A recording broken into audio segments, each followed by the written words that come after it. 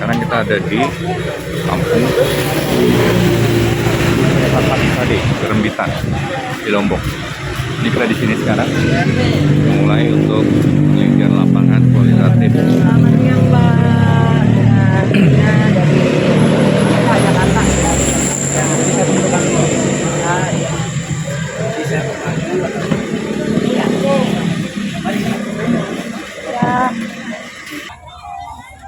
Kita sama Prof. Dina, Ketua Tim Peneliti Kolaborasi antara Universitas Pelita Harapan Karawati dengan Poltek Par Lombok. Mem, apa agenda kita hari ini, Mem? Rencananya adalah melakukan survei lapangan sekaligus wawancara kepada para pelaku wisata. Utamanya fokusnya adalah bagaimana dampak keberadaan sirkuit Mandalika untuk kondisi ekonomi dari masyarakat yang berkecimpung di bidang pariwisata. Mem, apa hubungannya destinasi desa adat ini dengan perkembangan sirkuit yang antara modern sama yang tradisional seperti ini?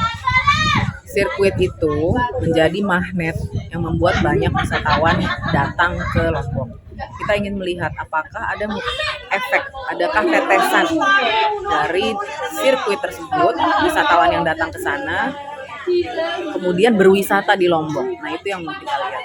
Pak, ini sekarang kan ada dibuka sirkuit Mandalika ya. Dampaknya Pak ke Desa Sade itu gimana?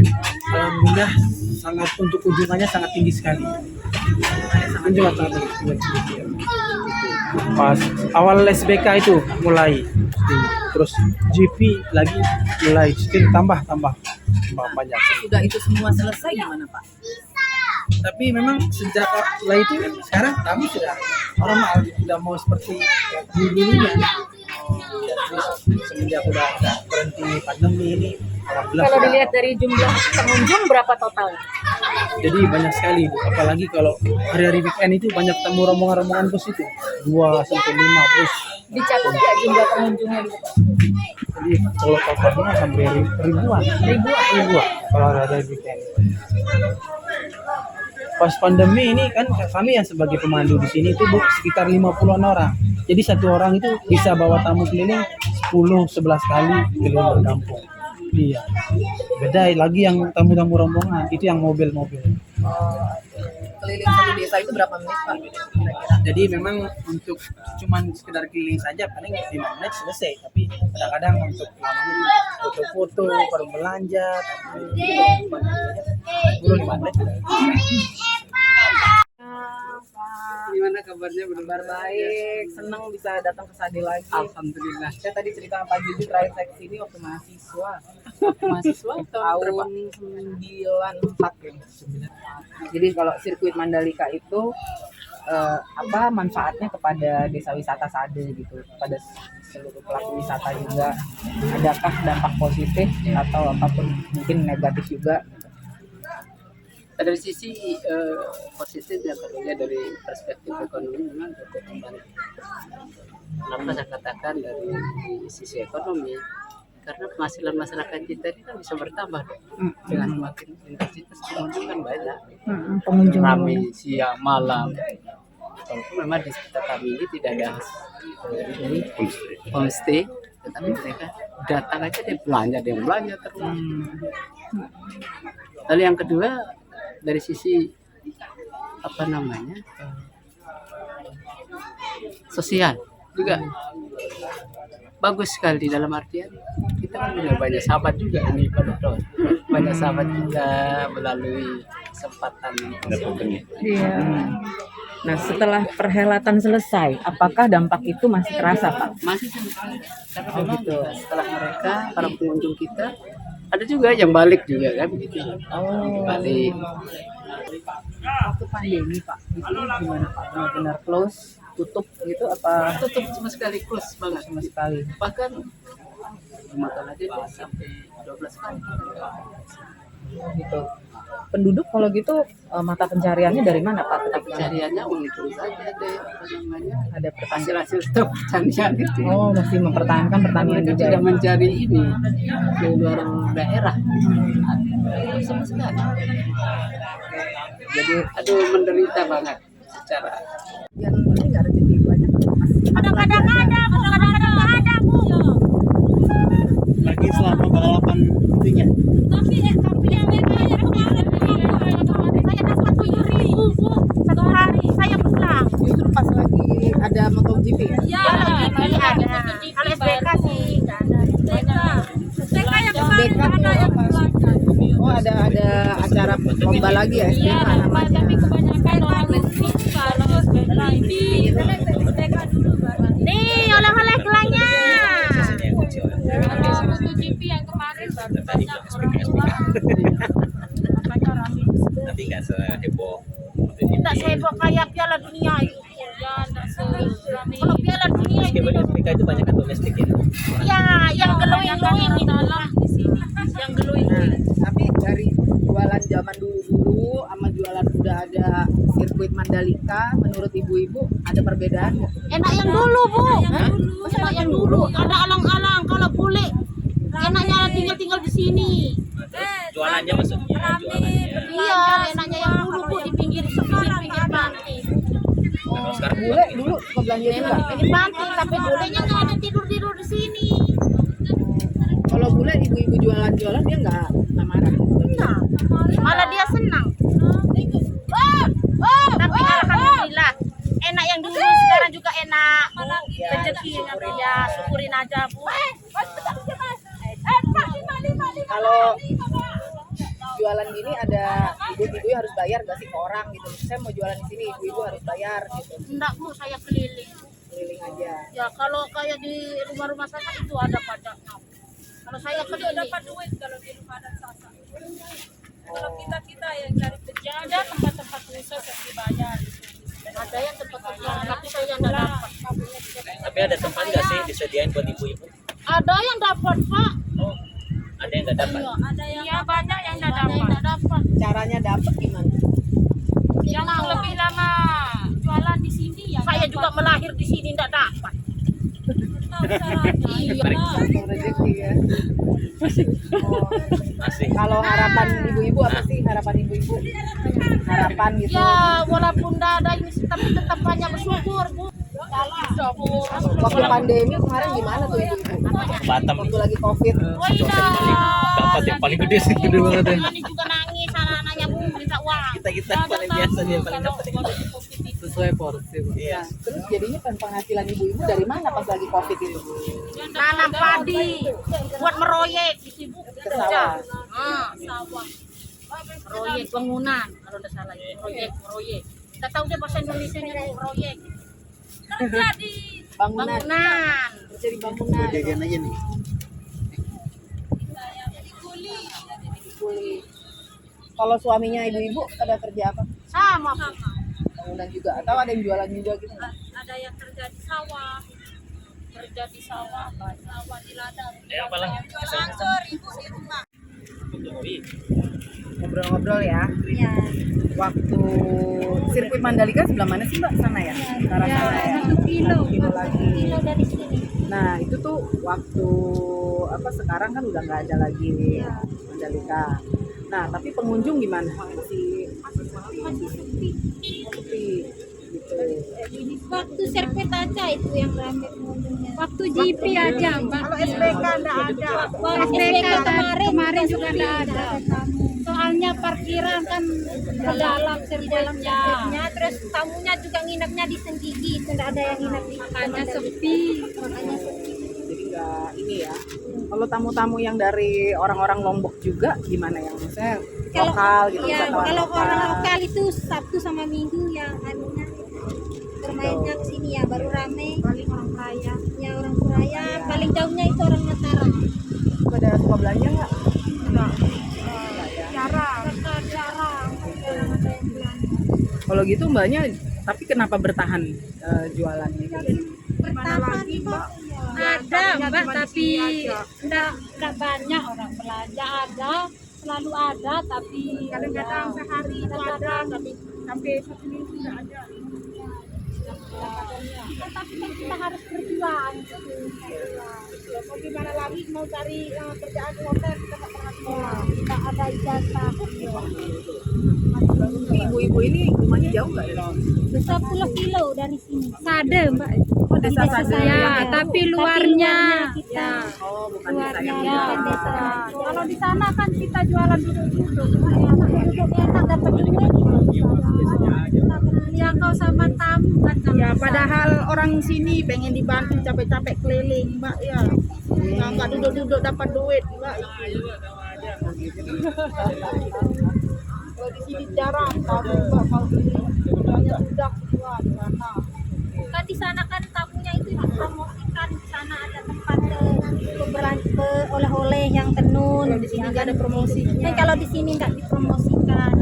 Nah, tapi ya itu kenapa ibu jualan nggak pindah ke kaki gitu nggak dari? Kan tak dikasih Mbak, kan kalau pantai sana ada khusus untuk dikasih kan kalau di pantai lain kita jualan di pantai-pantai lain Mbak. Kalau di sini ada retribusi nggak tiap misalnya apa kayak karena ibu-ibu jualan di sini jadi kayak harus bayar pajak nggak ada. Nggak ada, jadi bebas aja. Ada kemarin itu kita dibikinin warung di pasar tapi tamu nggak ada yang belanja ke sana. Kita buka itu sampai 1 minggu nggak ada yang mau. Nggak ada yang mengunjung. Kan kunjungannya ke sini semua. Soalnya Ada yang koordinir nggak sih? Apa penjual di sini? Sendiri aja. Dia jual ini kelapa apa gitu? menyendiri. Sendiri aja. Kalau lagi ada acara kita nggak dikasih jualan di sini kan kita berhenti Ini ngambilnya dari mana, Bu? dari set ya. Kalau punya laku kita bawa barang kemana? Udah pada kuat ya kepalanya ya. Oke, Prof, hari ini kita observasi ke daerah pinggir pantai Kuta Mandalika ya, dekat dengan sirkuit. Apa temuan observasi dan menurut Prof, observasi itu pentingnya apa untuk penelitian kualitatif ya? Baik, jadi observasi dalam penelitian kualitatif sangat penting untuk mengonfirmasi data yang kita dapat, baik data primer awal maupun data sekunder. Observasi bisa menjadi salah satu cara triangulasi jika kita melakukan triangulasi metode. Ya, jadi metodenya mungkin kita pertama ada yang kita gunakan wawancara, ada yang menggunakan survei, lalu yang ketiga kita konfirmasi dengan menggunakan observasi. Nah, pada siang ini kami mendapatkan temuan baru. Pada saat kami melakukan wawancara di beberapa tempat di ini, banyak komentar positif mengenai dampak dari keberadaan sirkuit Mandalika di Lombok. Hanya ketika mengunjungi area pantai Kuta Mandalika yang terbuka, di mana banyak terdapat pedagang asongan ya yang menjual souvenir gitu. Mereka mengeluhkan sepinya pengunjung dan bahwa gegap gempita sirkuit Mandalika ketika perhelatan MotoGP ternyata tidak berlangsung secara konsisten. Jadi pada saat-saat ini mereka mengeluhkan pengunjung sangat sepi. Dan sebagai pedagang yang mandiri, mereka boleh dikatakan bisa saja satu hari itu tidak mendapatkan pemasukan apapun. Nah, alasan bertahan adalah karena tidak punya pilihan. Oke, Itu sih. Prof, lanjut soal observasi tadi ya, Prof. Kan ada upaya untuk mengelompokkan ke sentra jualan tadi ya, seperti yang Mbaknya tadi bilang. Tapi ternyata juga nggak membawa dampak ekonomi bagi mereka. Menurut Prof gimana, Prof? Nah, adanya sentra jualan harusnya dibarengi dengan upaya secara sistematis membuat pengunjung itu melewati area itu. Kalau tidak ada upaya yang intensional, lalu pengunjung tidak tahu, tidak ada gunanya juga dibuat sentra. Ya, atau bisa juga sebenarnya ada upaya misalnya membuat orang pengunjung tuh melalui mereka. Hanya bisa saja kemudian waktunya tidak tepat. Bisa juga karakter pengunjungnya itu memang bukan tipe orang yang senang berbelanja. Jadi kalau dugaan saya pada saat MotoGP itu kemungkinan kalau banyak orang luar negeri, wisatawan mancanegara masuk, mereka itu kan kalau traveling bawa banyak barang tuh cenderung tidak nyaman ya ketika pulang, oleh-oleh yang besar-besar dan sebagainya. Nah, itu bisa saja berdampak pada pilihan untuk tidak berbelanja souvenir terlalu banyak. Prof, apa berarti kita bisa nyimpulin dari observasi interview singkat tadi dengan pedagang-pedagang di sini bahwa dampak ekonominya belum rata untuk kawasan di sekitar sirkuit, Prof? Untuk kesimpulan sementara bisa kita ambil demikian. Hanya memang kita perlu nanti di hasil akhir setelah laporan kita susun, kita perlu cek data yang lain. Mereka langsung kasih tahu tuh di sana tuh ada ibu yang ini. Karena saya pun pengalaman sama di Labuan Bajo juga sama, sampai di kapal saya dikejar-kejar. Nggak tahu nih wajah saya mungkin dilihat sangat ini kali ya, welas asli apa gimana. Tapi ya bukan investor. Tapi gini, berarti ada permasalahan mendasar yang harus sama-sama kita cari solusinya. Gitu. Saya sangat paham kalau udah urusannya perut, kita nggak akan bisa cegah orang untuk membela bagaimana caranya dia mendapat rezeki. Pada saat corona, ketika orang-orang dilarang jualan, banyak orang yang bilang biarlah saya mati karena corona daripada anak saya mati nggak makan, kan begitu ya Bapak Ibu. Nah, inilah yang harus kita cari solusinya. Bagaimana tetesan pariwisata itu benar-benar sampai ke semua pihak. Itu yang sebenarnya tuh, yang harus kita carikan solusinya. Pedagang diberikan pendidikan, diberikan arahan, itu penting, tapi tidak memecahkan solusi sebenarnya. Tidak menjadi solusi yang ini karena mereka harus punya pengertian juga. Tapi di pihak lain, kenyamanan wisatawan di dalam berwisata itu adalah juga sesuatu yang maha penting. Kalau wisatawan tidak nyaman, dia tidak akan datang lagi, ya. Kemudian juga akhirnya yang menderita semuanya, gitu ya. Destinasinya itu yang menderita. Sehingga ada dua belah pihak. Pariwisata itu people industry, tourism itu people industry. Yang datang manusia, yang melayani manusia, yang terlibat semuanya adalah manusia. Itu yang penting. Berarti solusi ini yang harus kita pikirkan bersama. Gimana ya caranya yang efektif? Multiplier efek itu dari pariwisata semua mendapatkan tetesannya, ya. Apakah pada koordinasi tempat berjualan atau bagaimana? Saya pun belum ada jawabannya Bapak Ibu. Bagaimana? Ini perlu pemikiran yang mendalam dan pemikiran semua pihak. Dan begini juga, wisatawan itu juga nggak bisa. Tadi Pak Heri bilang kalau Pak Menteri ada bercandaannya Rojali, cuma lihat-lihat sih nggak beli gitu, pokoknya hanya lihat-lihat tapi nggak beli intinya. Karena apa? Karena wisatawan kan dia kan ada traveling ya, bagasi terbatas dan sebagainya terbatas, dia juga nggak bisa beli banyak-banyak gitu Bapak Ibu oleh-oleh. Ntar bagasi bisa lewat, ada wisatawan yang nggak mau repot. Kayak wisatawan asing, dia sebenarnya sangat tertarik dengan banyak souvenir kita. Tapi kebayang repotnya mereka kalau mereka harus tenteng-tenteng banyak. Kalau wisatawan domestik masih suka ya pakai kardus gitu ya kita masukin. Nah inilah yang sebenarnya perlu kita pikirkan bersama ya. Salah satu praktik baik kalau menurut saya ya Bapak Ibu, sejauh ini saya pernah jalan-jalan, termantap itu Thailand kalau menurut saya. Kita harus studi banding sih, karena semua pedagangnya itu kita udah pegang-pegang, kita ini nggak jadi beli, nggak ada lo yang marah gitu. Nah kalau yang di Bali ada contoh praktik baik juga, tapi karena kawasannya memang tertentu, itu jadinya lebih gampang kayaknya untuk diatur memang, yaitu di Pantai Pandawa. Dia kan di bawah desa Kutuh ya. Nah itu banjarnya cukup kuat di situ, sehingga ngatur banget itu. Penelitian kami ini memang ingin membuat rekomendasi seperti itu. Gimana ya caranya ya pengaturan Bulan Pariwisata, nanti penelitian bersama Poltek Par Lombok ini, agar tetesan pariwisata itu bisa merata, semua merasakan. Kemarin saya juga tanya, kenapa ibu tetap bertahan menjadi ini? Kami nggak ada pilihan bu, kami kan harus makan, dia bilang. Kami harus usaha, mau gimana lagi, dia bilang gitu.